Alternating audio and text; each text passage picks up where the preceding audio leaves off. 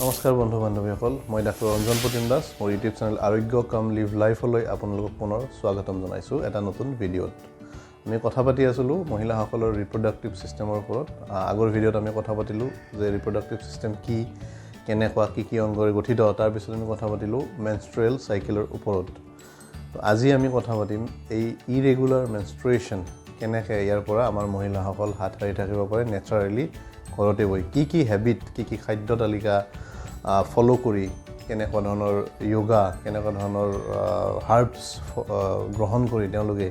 এই ইৰেগুলাৰ মাহেকীয়াৰ পৰা অনায়াসে হাত সাৰি থাকিব পাৰে তাৰ ওপৰত আমি কথা পাতিম তো এই গোটেই কথাখিনি এটা ভিডিঅ'ত হয়তো শেষ নহ'ব আমি কন্টিনিউ কৰিব লাগিব আগৰ ভিডিঅ'সমূহলৈকেও তো আজিৰ ভিডিঅ'টো একেবাৰে শেষলৈকে চাব তেতিয়া অহা ভিডিঅ'বিলাকৰ কথাসমূহ যাতে ভালদৰে বুজি পায় শেষলৈকে চালেহে বুজি পাব গতিকে আজি ভিডিঅ'টো একেবাৰে শেষলৈ চাব তো মাহেকীয়া বা মেনষ্ট্ৰুৱেশ্যন হ'ল মহিলাসকলৰ এক নেচাৰেল প্ৰক্ৰিয়া যেটো প্ৰত্যেক মাহে মাহে ৰিপিট হয় প্ৰত্যেক মাহে মাহে হয় কিন্তু বিভিন্ন কাৰণত যদি এই প্ৰত্যেক মাহে মাহে হোৱা মাহেকীয়া বা ঋতুস্ৰাৱ বা মেনষ্ট্ৰুৱেশ্যন সাইকেলটো যদি প্ৰতি মাহত নহয় কিবা কাৰণত খেলিমেলি হয় আগত হয় পিছত হয় বা মাহত দুবাৰ হয় কেতিয়াবা মাহত তিনিবাৰ হয় বা হেভি ব্লিডিং হয় যদি বিভিন্ন কাৰণত হয় এনেকুৱা ইয়াক ইৰেগুলাৰ মেনষ্ট্ৰুৱেশ্যন বুলি যি কথাসমূহ আমি আগৰ ভিডিঅ'ত পাতিছোঁ জানিবলৈ ওপৰৰ আই বাটনত ক্লিক কৰক আজি আমি কথা পাতিম আমি ক'লোৱে যে এই ইৰেগুলাৰ মেনষ্ট্ৰুৱেশ্যনৰ পৰা কেনেকৈ হাত সাৰি থাকিব পৰা যায় নেচাৰেলি আৰু অতি সহজভাৱে তো আহক আজিৰ ভিডিঅ'টো আমি আৰম্ভ কৰোঁ গতিকে নন মেডিকেল কজ বা কোনো ধৰণৰ যদি ৰোগ নোহোৱাকৈ আপোনাৰ মেনষ্ট্ৰুৱেশ্যন সাইকেল ইৰেগুলাৰ হৈছে তেতিয়াহ'লে এই ভিডিঅ'টো আপোনাৰ কাৰণে অতি প্ৰয়োজনীয় আপুনি এই ভিডিঅ'টো চাই আপোনাৰ মেনষ্ট্ৰুৱেশ্যন সাইকেল অতি সহজে ৰেগুলাৰ কৰিব পাৰিব যদিহে কোনো ধৰণৰ ৰোগত আপুনি ভুগি থকা নাই বিভিন্ন নন মেডিকেল কজৰ কাৰণে যদি আপুনি ইৰেগুলাৰ মেনষ্ট্ৰুৱেশ্যনত ভুগি আছে আৰু যেটো আজিকালি প্ৰায়ভাগ মহিলাৰ ক্ষেত্ৰত দেখা যায় তেওঁলোকৰ মেনষ্ট্ৰুৱেশ্যন সাইকেল ইৰেগুলাৰ হয় কেৱল মাত্ৰ নন মেডিকেল কাৰণত তো এই ভিডিঅ'টো আপোনাৰ কাৰণে অতি প্ৰয়োজনীয় ভিডিঅ' মই প্ৰথমতে ক'ম আপোনাৰ খাদ্য তালিকা আপুনি এক্সামিন কৰক পৰীক্ষা কৰক তাত প্ৰচুৰ পৰিমাণে বা যিখিনি আমাৰ শৰীৰৰ প্ৰয়োজন সেই প্ৰয়োজনীয় নিউট্ৰিয়েন্টছখিনি শৰীৰে পাই আছে নে নাই আপোনাৰ খাদ্যৰ পৰা তাক আপুনি এক্সামিন কৰক বা পৰীক্ষা কৰক আপুনি উচিত খাদ্য গ্ৰহণ কৰিছে নে নাই অতি কম খাদ্য গ্ৰহণ কৰিলে কি হয় আমাৰ শৰীৰে যিখিনি প্ৰয়োজনীয় নিউট্ৰিয়েন্টছ পাব লাগে সেইখিনি নাপায় যাৰ ফলত আমাৰ শৰীৰত থকা হাইপোথেলামাছ পিটুইটাৰী গ্লেণ্ড আৰু এড্ৰিনেল গ্লেণ্ডত অতি বেছি চাপ পৰে ষ্ট্ৰেছ পৰে আৰু এই তিনিটা গ্লেণ্ডে আমাৰ প্ৰায়ভাগ ৰিপ্ৰডাক্টিভ সিস্টেমৰ লগত জড়িত হৰমোন বেলেন্স কৰি ৰাখে তো যদি আমি উচিত পৰিমাণে নিউট্ৰিয়েন্টছ গ্ৰহণ নকৰোঁ খাদ্য গ্ৰহণ নকৰোঁ তেতিয়া এই হৰমোন তিনিটাৰ ওপৰত চাপ পৰে যাৰ ফলত আমাৰ মহিলাসকলৰ বা আপোনাৰ পিৰিয়ডছৰ খেলিমেলি হোৱাৰ চান্স অতি বেছি বাঢ়ি যায় তো পোনপ্ৰথমে আপোনাৰ খাদ্য তালিকাখন চেক কৰক ইয়াৰ ভিতৰত আপুনি কাৰ্বহাইড্ৰেট যথেষ্ট পৰিমাণৰ কাৰ্বহাইড্ৰেট গ্ৰহণ কৰক যদি শৰীৰে যথেষ্ট পৰিমাণৰ কাৰ্বহাইড্ৰেট নাপায় তেতিয়াহ'লে ই থাইৰয়েড গ্লেণ্ড আৰু লেপটিন নামৰ থাইৰয়েড হৰমোন আৰু লেপটিন নামৰ হৰমোন শৰীৰে উচিত পৰিমাণৰ নাপায় তো কাৰ্বহাইড্ৰেটৰ ফলত কি হয় আমাৰ শৰীৰত থাইৰয়েড হৰমোন বেলেন্স হৈ থাকে আৰু লেপটিন নামৰ হৰমোন যেটো ফেট চেলে তৈয়াৰ কৰে ই উচিত পৰিমাণৰ আমাৰ শৰীৰে পাই থাকে যাৰ ফলত আমাৰ হৰমোনসমূহ মহিলাসকলৰ হৰমোনসমূহ ৰিপ্ৰডাক্টিভ সিস্টেমৰ লগত জড়িত হৰমোনসমূহ বেলেন্স হৈ থাকে আৰু ফলত মাহেকীয়া ৰেগুলাৰ হৈ থাকে যদি কাৰ্বহাইড্ৰেট উচিত পৰিমাণৰ শৰীৰে নাপায় তেতিয়াহ'লে এই থাইৰয়েড হৰমোনৰ খেলিমেলি হয় লগতে লেপটিনৰো খেলিমেলি হয় আৰু যাৰ ফলত ৰিপ্ৰডাক্টিভ সিস্টেমৰ লগত জড়িত আটাইবিলাক হৰমোনৰ খেলিমেলি হৈ পৰে আৰু পিৰিয়ড ইৰেগুলাৰ হয় মুখ্য কাৰণ আমাৰ মহিলাসকলৰ পিৰিয়ডছ ইৰেগুলাৰ হয় তো খাদ্য তালিকাখন এক্সামিন কৰক আজিয়ে এক্সামিন কৰক আৰু তাত কাৰ্বহাইড্ৰেট প্ৰচুৰ পৰিমাণে বা উচিত পৰিমাণে আমাৰ শৰীৰৰ যিমান প্ৰয়োজন সেই পৰিমাণৰ কাৰ্বহাইড্ৰেট আছে নে নাই এইটো লক্ষ্য কৰক এক্সামিন কৰক অধিক কাৰ্বহাইড্ৰেটযুক্ত খাদ্যসমূহ যেনে বাৰ্লি হুইট আপোনাৰ ওট মিল ৰাইচ ইত্যাদি পৰে এইসমূহ খাদ্য অলপ উচিত পৰিমাণে আপুনি গ্ৰহণ কৰক তাৰপিছতে আমি ক'ব পাৰোঁ হাই ফাইবাৰযুক্ত খাদ্য বহুতো ৰিচাৰ্চৰ পৰা গম পোৱা গৈছে য'ত কিছুমানৰ অৱশ্যে এই কথাটো অলপ অমিল আছে কিন্তু বেছিভাগ ৰিচাৰ্চৰ পৰা গম পোৱা গৈছে যে হাই ফাইবাৰযুক্ত খাদ্য যেনে আপেল এভোকাডো ষ্ট্ৰবেৰী ইত্যাদি বৰ বেছিকৈ যদি গ্ৰহণ কৰে তেতিয়া পিৰিয়ডছৰ খেলিমেলি হোৱাৰ চান্স থাকে কাৰণ কিছুমান হৰমন যেনে ইষ্ট্ৰজেন, প্ৰজেষ্ট্ৰন, লুটিন, LH, তাৰপিছত আপোনাৰ ফলিকুল ষ্টিমুলেটিং হৰমন FSH ইত্যাদি হৰমনসমূহ ৰেগুলেট কৰে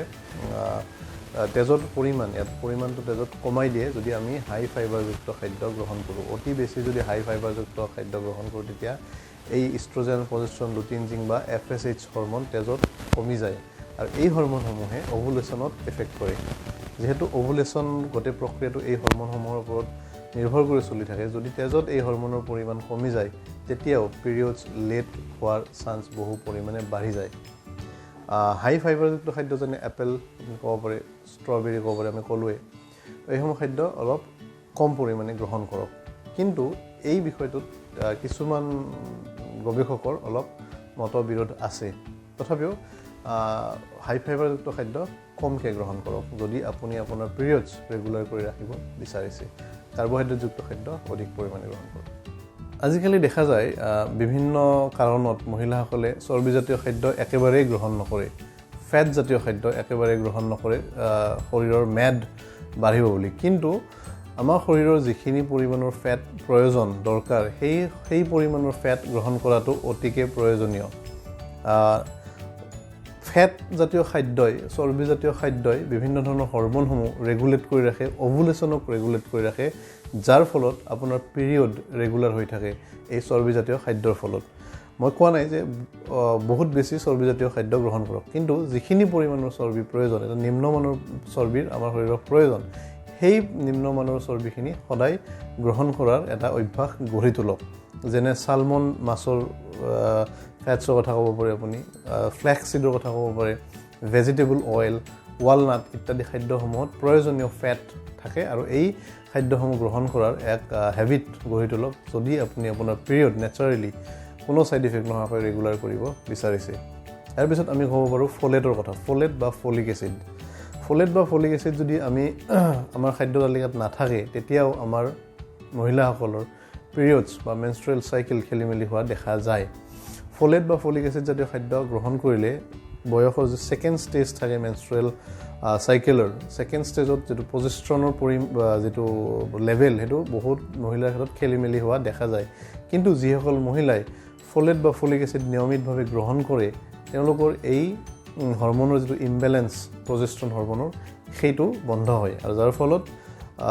বহু দেৰিলৈকে তেওঁলোকৰ লাইফৰ একেবাৰে মেন'পজ হোৱা সময়লৈকে হয়তো পিৰিয়ডছৰ খেলিমেলি কেতিয়াও নহয়। এই ফলিক এচিড জাতীয় খাদ্যসমূহ যেনে সেউজীয়া শাক পাচলি, বিভিন্ন ধৰণৰ ফল মূল ইত্যাদি আপুনি ৰেগুলাৰ গ্ৰহণ কৰাৰ অভ্যাস কৰক। আপুনি নিশ্চয় অমিতা আৰু আনাৰস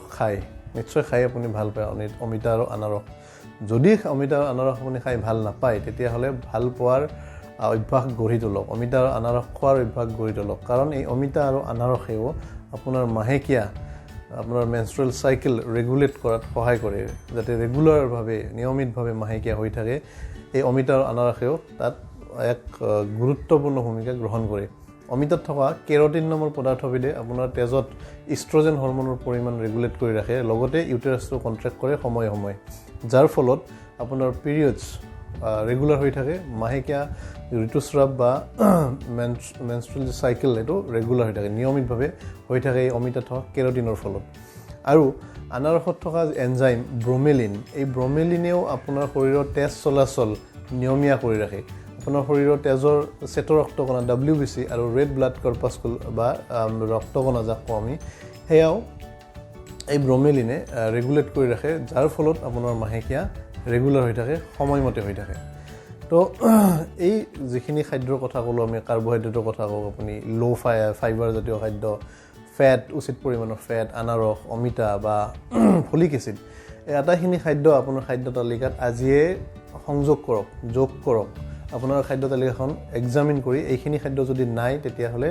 এইখিনি সংযোগ কৰক, যাতে আপুনি আপোনাৰ মাহেকীয়াটো ৰেগুলাৰ কৰি ৰাখিব পাৰে। অতি সহজ,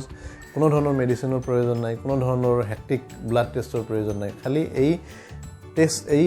খাদ্য তালিকাখন আপোনাৰ ঠিক কৰক, এই খাদ্যসমূহ সংযোগ কৰক, বেলেঞ্চ কৰক আৰু চাব এক যাদুৰ দৰে আপোনাৰ মাহেকীয়া একেবাৰে ৰেগুলাৰ হৈ পৰিব। তো আজি আমি এই ভিডিঅ'টোত কথা পাতিলোঁ কিছুমান খাদ্য তালিকাৰ ওপৰত, যে কেনেধৰণে এই খাদ্যসমূহে আপোনাৰ মাহেকীয়া ৰেগুলাৰ কৰি ৰাখিব পাৰে। ইয়াৰ পিছৰ ভিডিঅ'ত আমি এই কথাখিনি আকৌ আগবঢ়াম কেনেধৰণে আপুনি আপোনাৰ মাহেকীয়া ৰেগুলাৰ কৰি ৰাখিব পাৰে নেচাৰেলি ইয়াৰ ওপৰত আৰু বিভিন্ন কথা আছে আমি পাতিম আমাৰ অহা ভিডিঅ'বোৰত গতিকে এই ভিডিঅ'সমূহ এটাও মিছ নকৰাকৈ প্ৰথমৰ পৰা শেষলৈকে চাই থাকক যদিহে আপুনি আপোনাৰ মাহেকীয়া প্ৰাকৃতিকভাৱে নেচাৰেলি কোনো সাইড ইফেক্ট নহয় কোনো ঔষধ গ্ৰহণ নকৰাকৈ ৰেগুলাৰ কৰিব বিচাৰিছে যদি আজিৰ ভিডিঅ'টো ভাল লাগিল লাইক কৰক কমেন্ট বক্সত কমেন্ট কৰক কেনেকুৱা পাইছে বা যদি কিবা আমি আমাৰ ভিডিঅ'সমূহত আৰু কিবা সংযোগ কৰিব পাৰো বা সংযোগ কৰিব লাগে তেতিয়াহ'লে কমেন্ট বক্সত কমেন্ট কৰক শ্বেয়াৰ কৰক এই ভিডিঅ'টো লগতে যদি আমাৰ চেনেলটো নতুনকৈ চাইছে তেতিয়াহ'লে সাবস্ক্ৰাইব কৰিবলৈ একেবাৰেই নাপাহৰিব আমাৰ চেনেলটো সাবস্ক্ৰাইব কৰিব কাষৰ বেল আইকনটো দবাই দিব আৰু বন্ধু-বান্ধৱী আৰু পৰিয়ালবৰ্গৰ মাজত আমাৰ চেনেলৰ লিংক শ্বেয়াৰ কৰিব যাতে সকলোৱে ইয়াৰ পৰা কিছু পৰিমাণে হ'লেও লাভৱান হ'ব পাৰে আৰু আমিও অলপ যাতে উৎসাহ পাওঁ তাৰ কাৰণে আপুনি শ্বেয়াৰ কৰিব আমাৰ চেনেলৰ লিংক আশা কৰোঁ ভিডিঅ'টো নিশ্চয় ভাল লাগিল আজিলৈ আহোঁ নমস্কাৰ